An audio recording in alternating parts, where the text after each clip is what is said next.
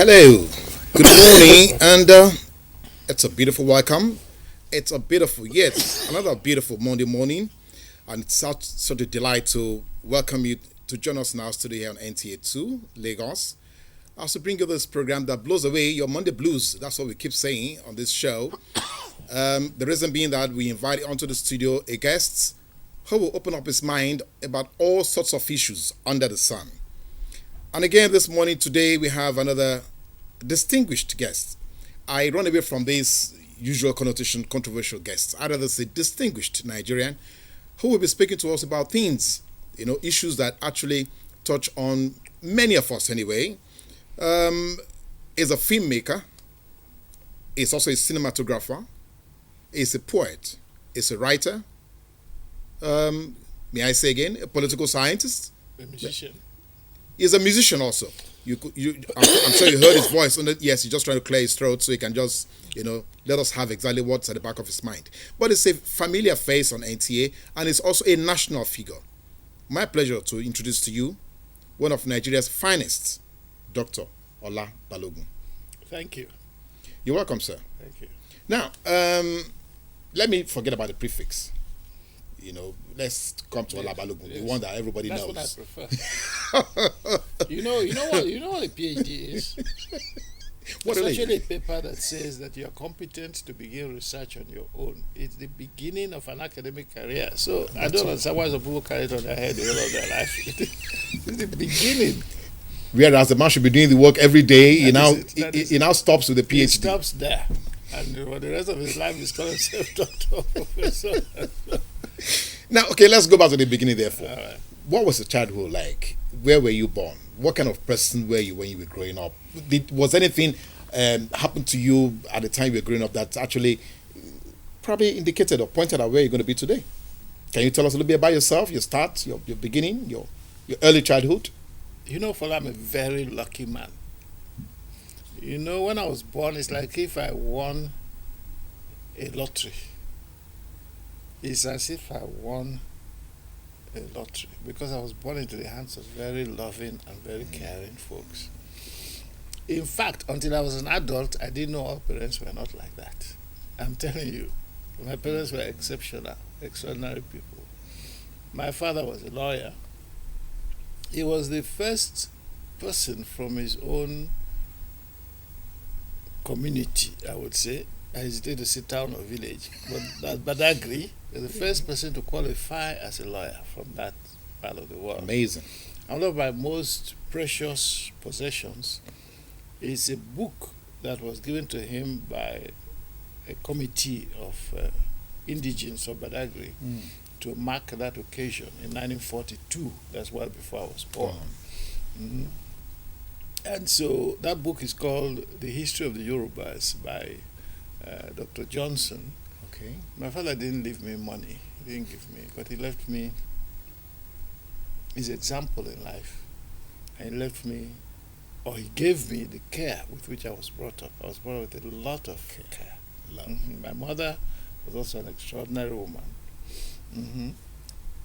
Yeah, I always say that she was my first and my best girlfriend. I felt I've never met any woman who has moved me like that. She was somebody who had the patience to understand me, who could make me do things, who could cajole me, and who showed me what love means. It's all about. So I've never been lucky up to now, and I'm at the end of my life to meet any woman like that. Well, we'll come back to that because your life is not ended yet. But let's just say this again. Now, where was this that you were so nursed and nestled? Where in Nigeria? Was it in Badagry? Was he in Sokoto? I was very lucky because my father was a strange man in his own way. He was Yoruba. My mother is Yoruba, but they chose to go and live in the East. He settled when he came back as a lawyer. He had a previous career as a school teacher and as a headmaster. But then, after he became a lawyer, he decided to go and live in the East. So, I think he didn't want to be bothered by people. So, he settled in Aba. That's where I was born. You must be kidding. Yes. In fact, one of my first languages, I would say Yeah, virtually my first language was Igbo. Really? Yes, and I have very fond memories of growing up in Abangwa. We lived at St. Michael's Road. I went to a primary school in a Roman Catholic school in Aba. How fascinating. Yes. In fact, it marked me for life because I was brought up in an atmosphere where your ethnic origin or your religion or whatever didn't matter. And my parents were very liberal. They brought up a lot of other children along with us. So if you came to our house, you will not tell the difference between the children of the owners of that house and the children of their servants and so, because they bought the same clothes for all of us. We were going to the same school. So that's why I was That's a picturesque, almost unbelievable story about Nigeria of those years. Can this really be true? Of course, that was the Nigeria in which I was born. I tell you a story that illustrates what this Nigeria was. That Nigeria was, When I was about 7 years old or 6 years old, we were coming to Lagos for the first time, in a car. My father had a car. I was privileged. I went to school in a chauffeur-driven car. But we were going to travel all the way from Aba to Lagos by road. And we were to, cross the river Niger to Onitsha and so on. And in those days, we had food in containers that they call double-decker, Yeah. Yeah. We all got in the car. And I asked my father anxiously, where will we eat? He said, don't worry. So we went. When we got to Benin City, Stopped it. he just went to the first decent-looking house he saw, knocked on the door. And those days we didn't fear each other, so of course they opened the door and he explained that we were travelers on our way to Lagos and they wanted permission for us to sit inside their house to eat our meal. Do you know those people didn't allow us to bring out our food? They insisted on cooking for us. No. Yes, they felt even insulted that we should want to come and eat our own food inside their house. That's the Nigeria in which I was brought up. You see? Now this is refreshing for me, Right. and I'm sure a good number of the younger generation will probably be looking at this and thinking that you're just talking about some utopian Nigeria.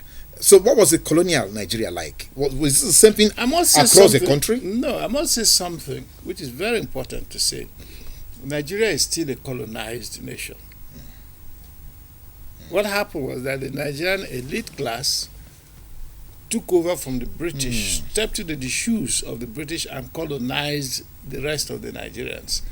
But the difference is that the British were rather reasonable. They were exploiting us all right, but they knew that it would be folly to kill the goose that lays the golden egg. So they were exploiting us, but they were careful not to break the vase. And they also were reasonably good administrators. They did things to, in fact, in those days, the magistrates and the judges lived in secluded areas. As a Nigerian, you could not even go to that part of the city unless you had business there, unless you were a servant or something there. So how would you even go about giving them bribes? But these days, it's the lawyer who takes the bribe to the magistrate or the judge. And it's a ridiculous situation because everybody knows that's what is going on. So the British were far better administrators than the present colonialists that we have. Because the colonialists of today, that is the people who are sitting in the National Assembly, in the Senate and so on, they are very mean and wicked to the rest of the Nigerians. They want all the resources of the country for themselves, and they are very poor administrators. Look at the state of the roads, look at the electricity, look at water. We didn't have much in those days, but yet we all went to school on scholarship. When you went to the general hospital, you paid only a very token amount and you had all the treatment. In fact, I would say that medicine was subsidized in those days. But look at what Nigeria is today with the kind of resources we supposedly have. Now, this is another argument that we're going to trail into. There has been this story. You have a little bit of French background with you, but there's been this story that if the French had colonized Nigeria, our case would have been better off. No, it's the same story. In fact, the whole of Black Africa has been through the same experiences. The elite class has failed in each of them. That's why you had that succession of coup d'etats and whatever, and so on. And now you have this token democracy. It's a token democracy because our people are not in control. Up till now, our people are not in control. The elite class, has three branches. excuse me. Yes, they have three branches.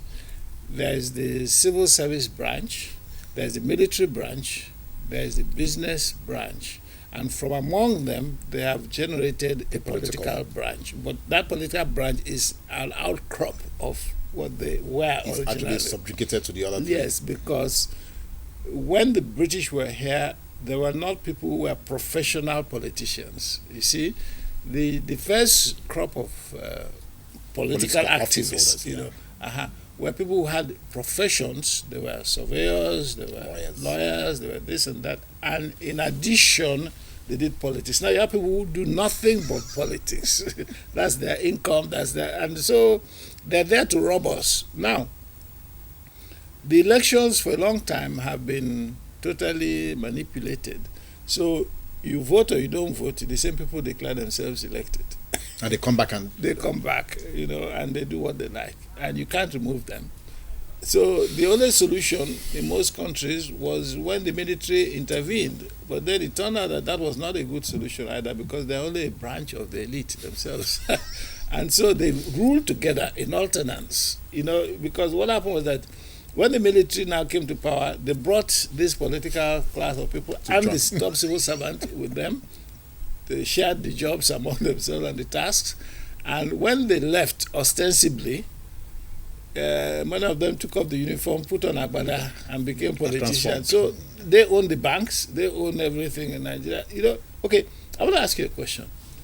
Who are the real owners of the major banks in Nigeria? Who owns Zenith Bank? Who owns UBA? Who owns First Bank? So actually asking that question, because I'm the one asked the question. Yeah. I'm going to ask you a question. I ask the Nigerian people, who are the authentic owners of this? Because the people whom they parade often as chairman or managing director do not own those banks. So we need to know who owns what. Banks. Okay, right. Who owns the bank and who owns what? Well, we're going to be doing more of that. What I want us to, because you are noted in Nigeria for the exploits you have made in the film industry, distinguished films that you have made, not home videos, if I may say that. Okay. So, let me borrow from your vast experience.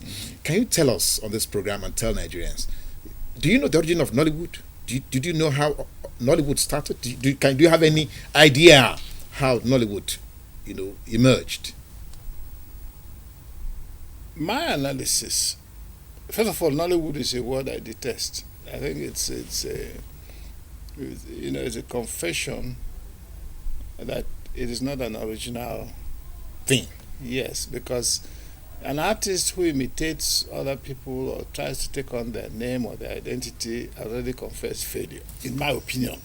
Anyway, but what happened was that the Nigerian economy collapsed while we were, starting to make films. And because the Nigerian economy collapsed, the people who were making soap operas for television could no longer find sponsors.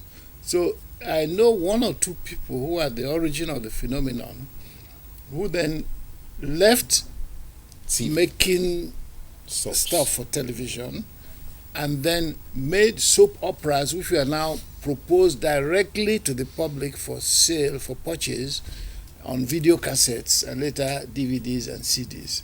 In my opinion, historically, that's the origin of the home video industry, because you had people like Chris Obirapo and so on who made the first ones, and they are coming from television originally. And because it was no longer possible, because you had those wonderful soap operas by people like Ms. Fanika Ode, by people like Amaka Iwe, and you also had Kokro at Dawn, but then those soap operas could not continue on television because the funding was not there. And so people began to make the equivalent of soap operas on video, and they were being sold directly to the public. So that's this, historically, in my opinion, from what I know. That's what we now call Nollywood. Yes. So, but how is that with what we now call, what we should call the Nigerian film industry? Is Nollywood the Nigerian film industry? There's no film industry in Nigeria. Great. You see, European languages are precise. Film is film. Is film. You know, video is video. Now, films are a phenomenon which are shown in cinema theaters all over the world. You have film industries in various countries. You have a film industry in India, you have a film industry in the US, you have a film industry in France, in Japan, in China, and so on. You don't have a film industry in Nigeria. So you what do we have have? home video industry, home video production, because you cannot show these products in the same places as they are showing the films that are being made in Hong Kong or China. But I hear some of Nigerian films have been streamed on large cinema formats now. Where? Here in Lagos. But these are very, how do I say, occasional occurrences. You know, when you're talking about industry, you're talking of something that is produced on a regular basis in volume, that has guaranteed funding and distribution. So when people say that Nigeria has the third largest film industry in the world, it's amazing. I mean, I can't understand, because even my child at 8 years old would have faulted that reasoning. First of all, you cannot compare apples and crocodiles. Let me go south. Don't just say apples and oranges. You see, if somebody is making bicycles and another person is making aeroplane, you cannot say you are making more bicycles, therefore you make more aeroplanes. You see, those people who are making films have a film industry. You know, they have a film industry in Italy. They make so many films a year. They have a film industry in China. China is making a lot of films. They make a lot of films in Hong Kong. They make a lot of films. They were making a lot of films in Egypt and so on. You can't say that because you are making home videos, you are making more films than they are making, because it's not the same thing. It's just like if the man in Onisha market who is giving people injections in the market, we say that he's a surgeon too. Of course, the proof is that the so-called Nollywood people don't go where the film professionals are. When you have film festival in Britain or in France or in Germany, or in Italy, Venice, Cannes, and so on, you're not screening the Nollywood there, because there's no place in such gatherings for them. In fact, they're not recognized as professionals because the work is very amateurish and very... Okay, now we're going to take a break here, because I would like us to see what we're talking about here. This is visual truth now. We would like to take a documentary feature that Dr. Balogun produced, which is titled... Directed and produced, which is titled, I don't want to make a mistake, I want to be sure I got the right thing. It's titled River Niger, Black Mother. Right. Is that it? Yes. Okay, so let's look at that film, and then we'll now come back and let Nigerians understand what is home video and what is a film. Are we ready? No, we are not ready. Okay, we'll come back to it. Because I like Nigerians to actually say it. And there's something interesting I would like to say to you. You know, it took me 10 years to make this documentary. It's 45 minutes. 10 years of my life. Oh, boy. And not because I'm a fool, but because when I set out to do it, the means were not there. And they say, sweet are the uses of adversity. Because if I'd had a budget from the beginning, I would have been flying up and down, going by air to this and that. But I was forced to live with the people in the countries I was visiting. That's why the essence of years. And get to know a lot of things, a lot of people. That's why when they talk now of Gao, of fighting in Gao, of Timbuktu, I've been there. I know those places. Oh, really? I've been there. We're going to talk about that. All right. Do we have the film ready now? It's ready to roll now. So let's right. let's enjoy it together. Okay. Then we'll come back and talk to Ola Balogun. Okay, thank you.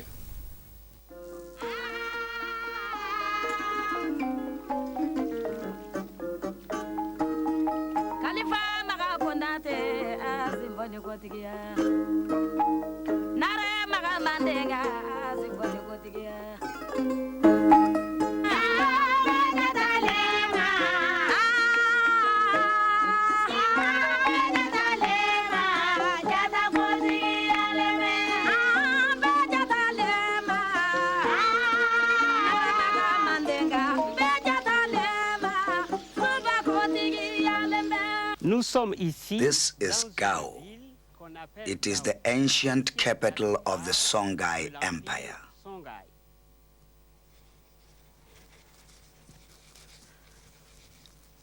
The structure before you is known as the Tomb of the Askias. As you can see, it is shaped like a pyramid. This proves the link that exists between Songhai civilization and Egyptian civilization.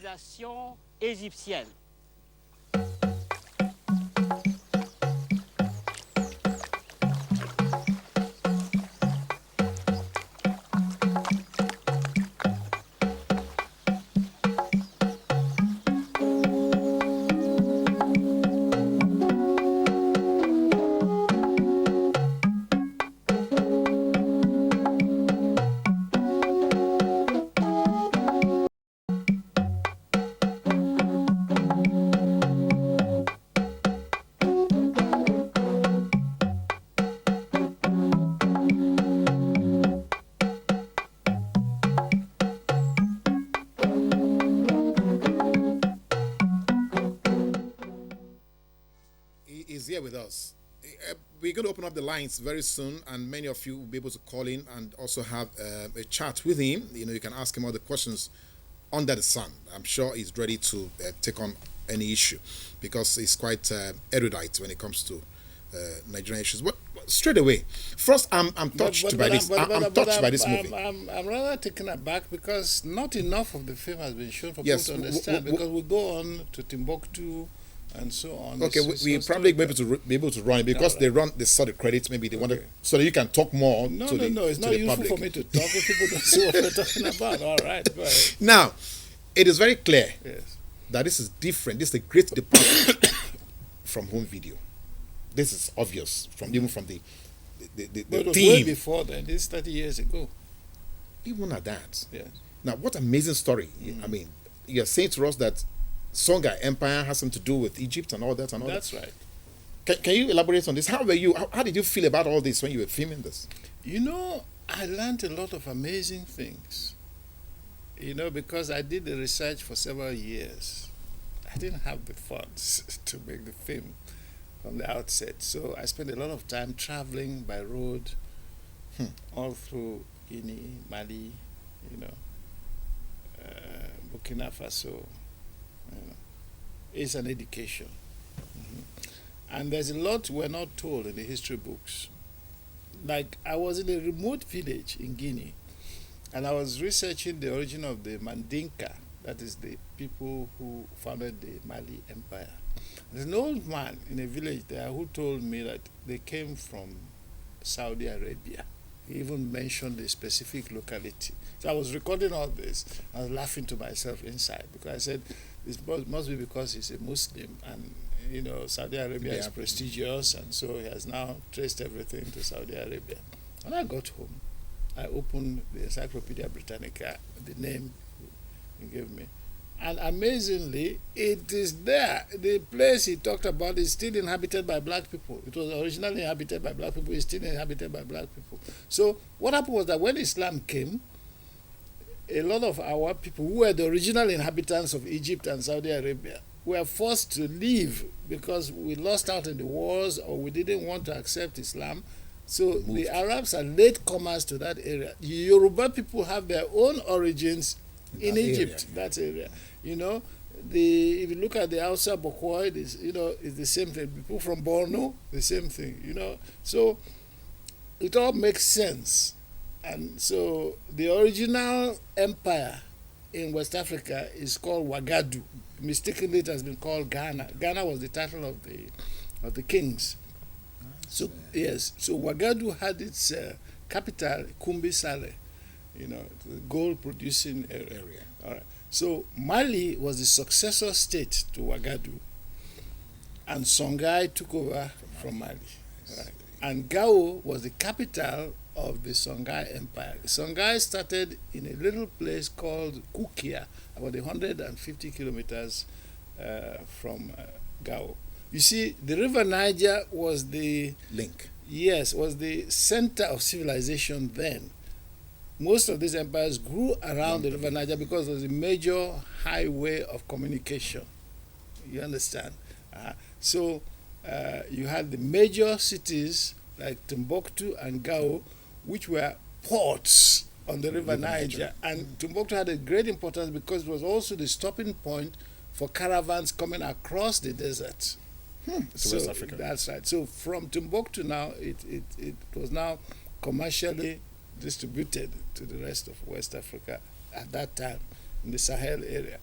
And then Timbuktu became a center of learning. University there. Before Oxford or Cambridge, there was a university in Timbuktu. It was a center of learning, which these fanatics have been trying to destroy, the people, because they have their own concept of Islam, which is very bizarre.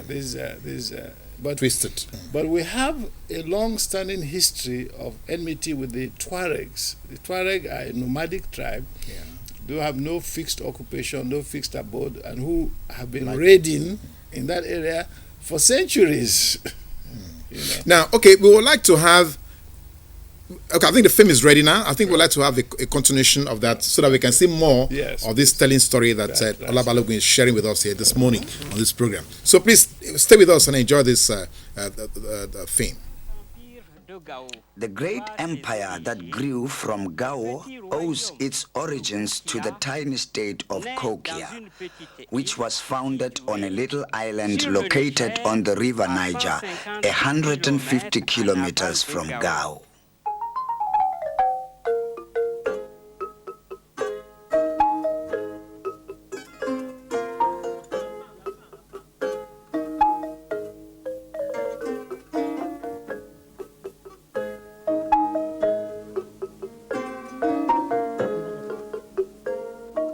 Like a number of other city-states that sprang up along the banks of the river Niger, Gao grew from a little fishing village into a political and commercial center that held sway over a vast region at the height of the growth of the Songhai Empire.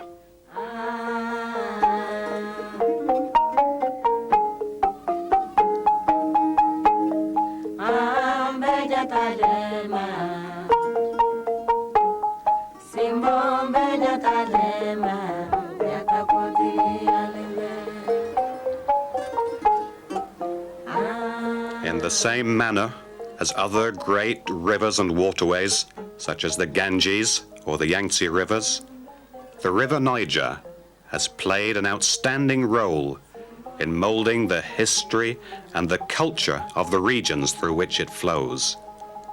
Such rivers evoke memories of times long gone by, of empires won and lost, of men and women whose toil and love fecunded the earth.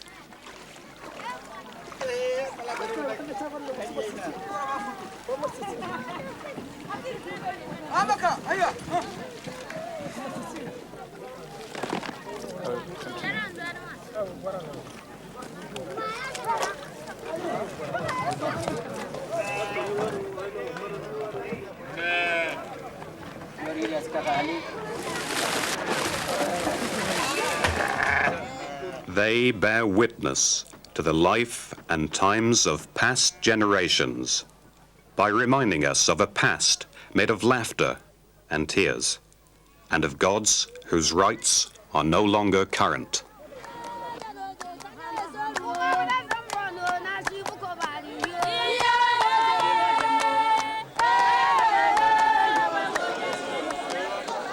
Senzani, Colomina, Jenne, Mopti, Segu, Timbuktu, Gao, Jebba, Asaba, Onisha, Brass, Boni, Opobo. Many of the ports and trading centers that sprang up along the river's banks over the centuries are still very active.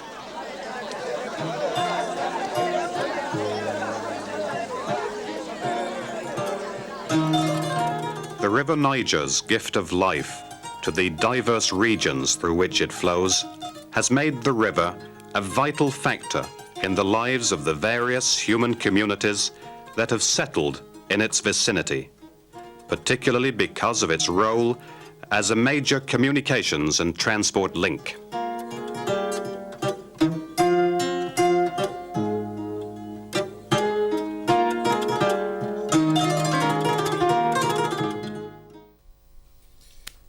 Well, it's just only me here, but I rather I had a hall, and there should be a resounding applause for that. Now, Balogun, please let me dredge your mind a bit. Are we still living these past centuries now? Yes. You see, there's a continuity, which I'll try to explain a bit in this film.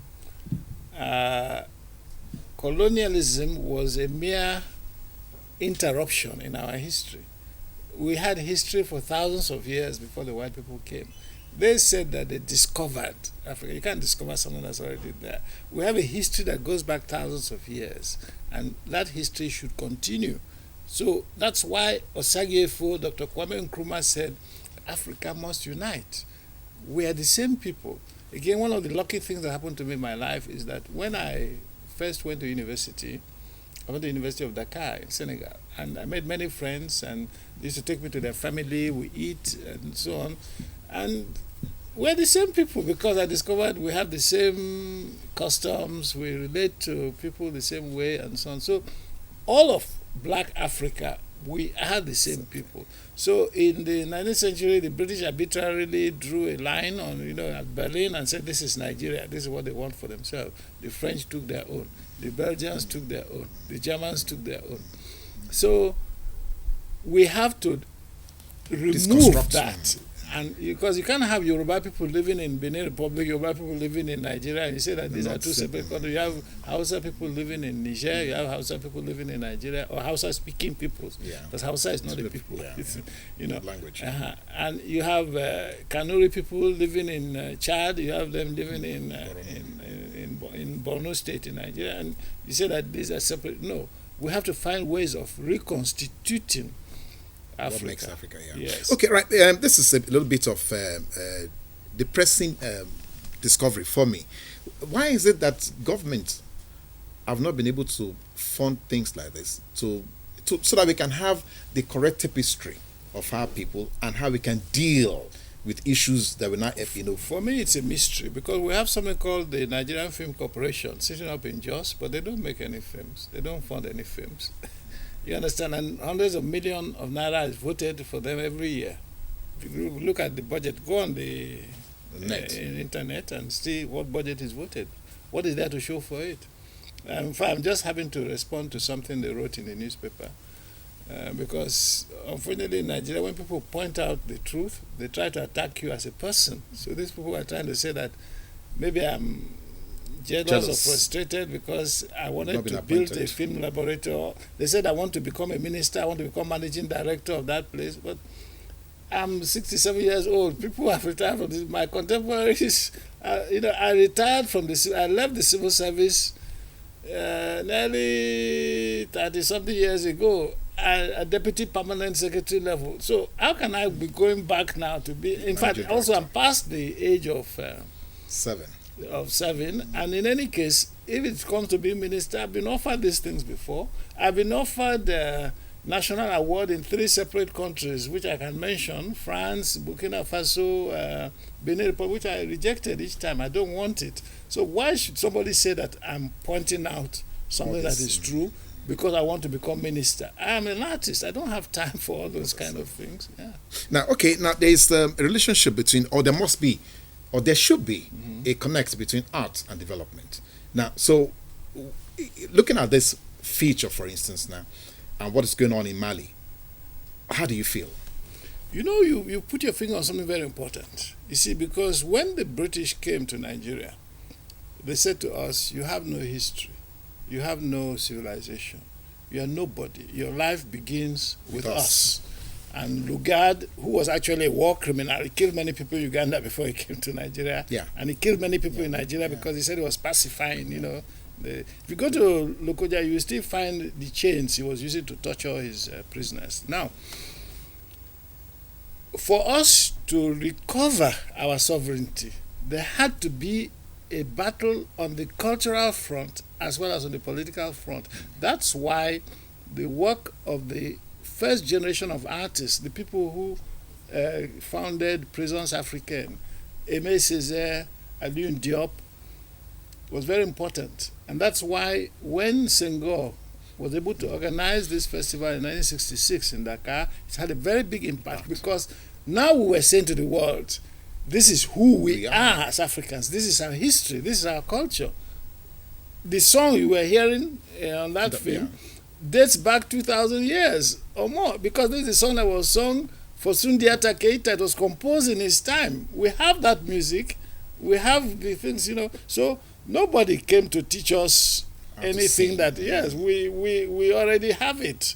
And we already have textiles, we already have, languages, and we have folklore, we have stories, we have poetry. So nobody came to teach us those things. So the battle to express ourselves, artistically and culturally, is central to the political battle for our true independence. We're not truly independent yet.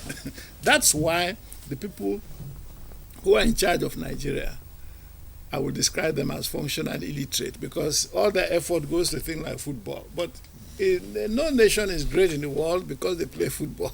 You can't say Japan is a great nation because they play football, or China. Do they Brazil, play for that matter. No, because they have scientists, because they are sending rockets to the moon, because they have doctors, because they have teachers, because they have writers, because they have painters, because they have a culture, and because they know who they are. The Japanese know who they are. The Chinese know who they are. The average Nigerian today doesn't know who he is. Okay, we're going to come back to that, right? Because you see, I'm afraid I've had to question thematic treatment in films, in music, and all that. And so the information or the culture that you're talking about is being passed on now to the next generation. How relevant is that culture now? Well, there's a disconnect. The Nigerian elite class is culturally extroverted. For them, the only good thing comes from America or wherever. So you have people who are running FM radio who only know hip-hop or whatever. They've never listened to any music. They don't know any classical music. They don't know any jazz. They don't know any African music. They don't know any Brazilian music. All they know is this hip-hop. But if you go to America itself, as when the summer living in Harlem, it's not hip-hop you are hearing inside Harlem now. The American black culture itself is diversified. There's gospel, there's blues, there's, but in Nigeria, they only know this hip-hop. It's a disaster. So there's been a wonderful musical culture in Nigeria in the past, and in Ghana, high life. The big bands, the Stargazers, Uhuru, E.T. Mensah. You had in Nigeria people like Charles Uwegwe, you had Babyface Paul, you had the great Fela. And your citizen. And you had all that. But now there's a generation of people who are not growing from that, but who have abandoned everything that they are to be imitating all this hip-hop. But what I ask is, the people who want to buy hip-hop, who want to buy Bob Marley, they know where the original is. Why should they settle for a third-rate imitation from Nigeria or Africa? And if you go to other African countries, they don't play this hip-hop the same way in the radio. You go to Ghana or you go to Senegal, they're playing their own music most of the time on the radio, on the television. You go to South Africa, the same thing. You go to East Africa. So it's only in Nigeria that we have this kind of okay, is that, can the obsession be a generational thing? Can you now look at the fact that we have such a great captive audience of young people, and therefore that is... No, it's a myth that the only audience is that of young people. It's a lack of self-confidence, and it has to do also with corruption. I will explain in a moment. All right. But now, if you have, like they had in Lagos, they said some people came. I think we have a call. All right. Okay. All right. No, we'll take a break shortly. All right, but let me just finish explaining. Yes, before the break, we would like him to finish this statement so we don't lose the... Yes. Anybody who lives in Lagos, who has been around Lagos, knows that there's a variety of music in Lagos. You have Fuji. People in Lagos enjoy Fuji. They enjoy Juju, Akbala, Sakara, High Life, Gospel. But now an entity came up and said to the Lagos state government they were going to organize a festival of music to celebrate the end of the year. They call it crossover. Big something, 31st of December. And they only brought all these hip-hop people. So what were they talking to? I mean, what are they saying? That the only music in Lagos is hip-hop or what? But it has to do with corruption. It has to do with corruption because some of these people, they never fund concerts or have association with proper musicians. They can't go to Femi Anikulapo Kuti. They can't come to Ola Balogun. They can't go to Victor Olaiya. They can't go to Victor Waifo. They can't go to Sonny Ade or Ebenezer Obey. Why? Because none of these people will sign receipt for money they have not received. Whereas the Ajegunle people are very hungry. And they are ready to do whatever these people say. They are malleable.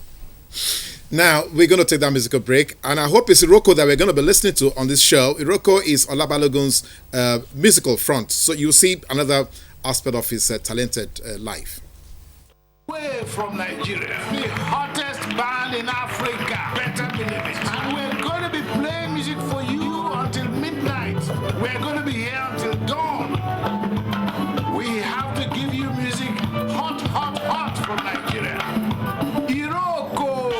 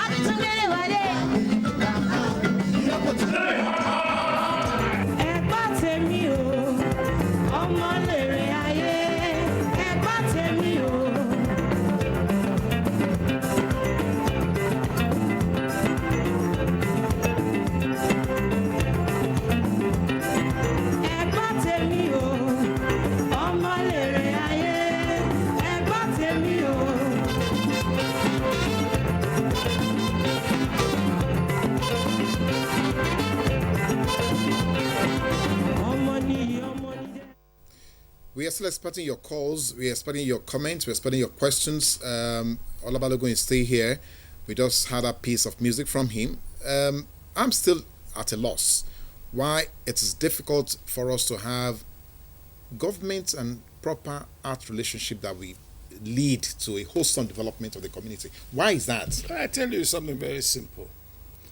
We have entities that are called a Ministry of Culture in Nigeria. Somebody says a Ministry of Culture and Tourism, but they do nothing for culture and they do nothing for tourism. Although a lot of money is expended, they attend all kinds of conferences. They say in fact, one man who is supposed to be in charge of culture specializes in giving bogus awards to governors as the most performing governor in tourism, but not one tourist has come to Nigeria as a result of their efforts. This man will say that he is building tourist village when they're having football matches in South Africa and so on, but that has no relevance to Nigeria, to tourism in Nigeria. So we have no cultural policies. We have a government that for 40 years, 50 years, going now to almost 60 years, has not funded exhibition of paintings by Nigerian artists, has not aided to publish Nigerian books, has not helped to fund Nigerian films, has not done anything for the music industry. There are no music companies in Nigeria today.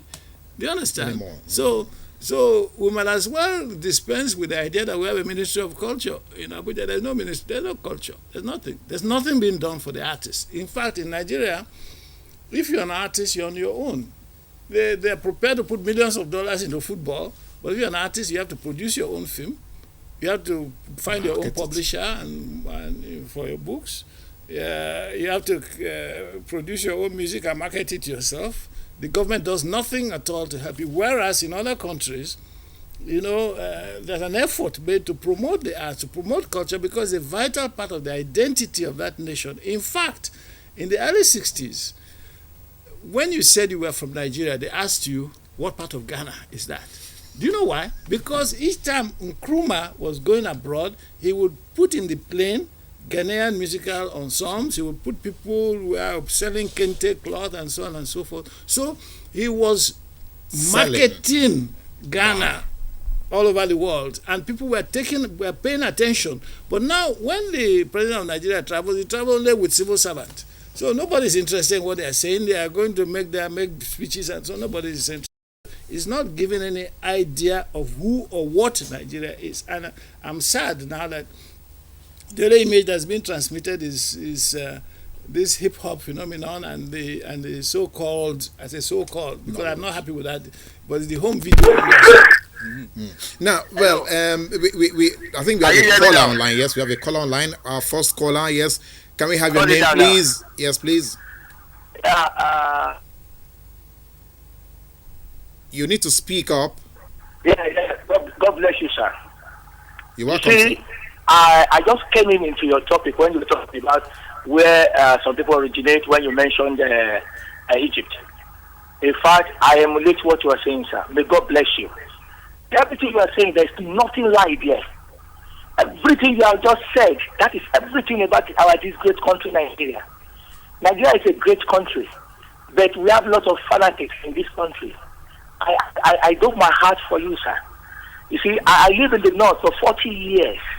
I'm right now in Lagos sitting down now. I look by contribution to what I've done for this nation. I'm not looking for what this nation will do for me, sir. I'm looking at what I will do for this nation. Next month, I'll be 57 years old. I appreciate you, sir. God bless you. Don't bother. Go ahead. I said it once more. Go ahead, sir. Everything you're doing will come out one day. Thank you very much, sir. We didn't actually catch his name. Actually, I would like to tell our brother that I am bringing major African artists to perform in Lagos at the end of March. I'm bringing Salif Keita. Okay. Yes, and I'm bringing the genuine African art. I'm bringing Congolese band. I'm bringing Cameroonian group to perform because we have music in Africa. We cannot allow superficial phenomena to define us. And I'm creating a festival of the arts, which will be a follow-up to Festac 77 and the 1966 festival. Experience. Because our people deserve it. The young generation deserves to know our history and culture. Now, that is another thing that you mentioned, that you also put your finger on, this artificial divide. We have another caller online. Can we have you, please? Hello? Hello, yes, sir. Please. Yes, I've listened to the conversation. Is if you want to promote culture in Africa, what you do is you meet maybe like what Ronald Duke did in Calabar. Then you meet the governors, you meet the minister of culture or commissioner of culture and arrange. That is where the government will now put money. You don't just think people will just see and put money on the air. Well, my brother, let me say two things. First of all, it's not my business to go and beg anybody or plead with anybody. That's not what I do. If they think that something needs to be done, they should fund it. Nobody is supposed to go and ask them for anything. I don't do it. Now, I've been to perform at the Calabar Festival. Myself, I was invited. Carnival, yeah. We went twice. But now it has taken a different dimension. Now they're bringing dancers from Brazil, from this, from that. What relationship does it have? The money that's been spent is horrific. The Port Harcourt is emulating them. River State, the governor brought so many things. The budget that is spent for one single gathering, 50 million naira for symposium. Another thing, it was exposed in the newspapers. It is heartbreaking. So it is not that the artists are not willing to engage with the government. It's that, first of all, the civil servants and the bureaucrats are not interested in culture. Or they hijack the initiatives. Yes. Okay, I think we have another caller online. Yes, please. Can we have you? Yeah, my name is Muiwa Oshunaike. All right, please, Mr. Oshunaike, yes. Yeah, I just want to say, Uncle, I agree with you, sir. I'm the cultural sector, and I really want to contribute to the fact that the Nigerian culture is not being colonized. I want you to understand the hip hop culture as a study on its own, and it came with it. I was born in the 60s, and I still experience the 70s. A lot about what we're talking about, the music culture in this part of the world. But what is happening now is there's a growth in development in the world in its entirety. And then this value that is being added to our musical content, that is the hip hop culture. If we look at where it came, it's not the way it is now. That's a total difference. Our children, they've been able to infuse some kind of yes. Please let him just react. Yes, let me just because we don't have time anymore. Yes, thank you very much. I appreciate your point of view. Yeah. Let me say something. Hip hop is not music. Hip hop is a social phenomenon in America. People have been carrying on a certain battle in the ghettos and so on, using oral poetry accompanied by a beat. So that's not music. Music has a melodic structure, has arrangement. You know, music is what Fela played. That's what Bob Marley played. That's what Rock is playing. That is what even Beyonce is doing. Yeah. That is what Michael Jackson did. Yeah. You know, that's music. Hugh Masekela, that's music. Miriam Makeba, that's music. But somebody talking something, I'm afraid I don't see any music in that. It's a pity we are really running short of time, but I just want one last comment here because there are so many issues here. The question of artificial divide, for instance, how would you react, for instance, to the latest offering from Chinua Achebe? There was a country. I think my elder brother, Chinua Achebe, has a problem in apprehending what really happened in Biafra. He's my senior. I have to speak with great respect of him and of his work. But I think the Igbo-speaking peoples are still victims of a certain delusion which they went through in Biafra. Because, okay, is Biafra going to be a landlocked nation because the Rivers people and the Ibibio Efik people they didn't buy into the concept of Biafra. So could Biafra have been a landlocked nation?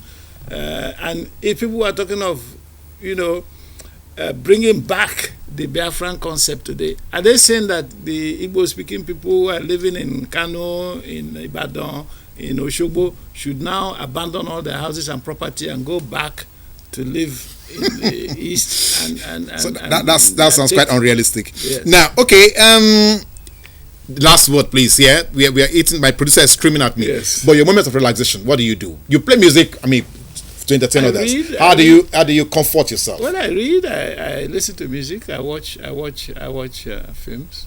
I watch films a lot, and I relax. For some days, I don't go out of my house for 3 or 4 days. Mm-hmm. I live a relaxed life, and I go for walks in my neighborhood. I'm friendly with everybody. It's like in a village. Yes, it's okay. Thank you very much, Ola Balogun.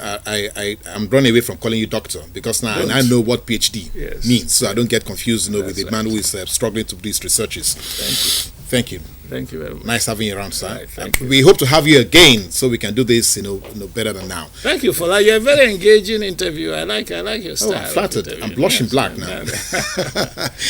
So that's been Dr. Ola Balogun, but to many of us, actually, it's just simply Ola Balogun, just like Wole Soyinka. It's been a wonderful 1 hour with him. I do hope and I'm praying that we're going to have him again so we can talk about so many other issues. I have a tome of things I wanted to discuss with him here today, but it's just not going to go because of the time. So I want to thank you also for staying with us. Please be back next Monday. Don't forget we have the Wednesday and Friday editions of this program. You join us then and have a great day. Thank you.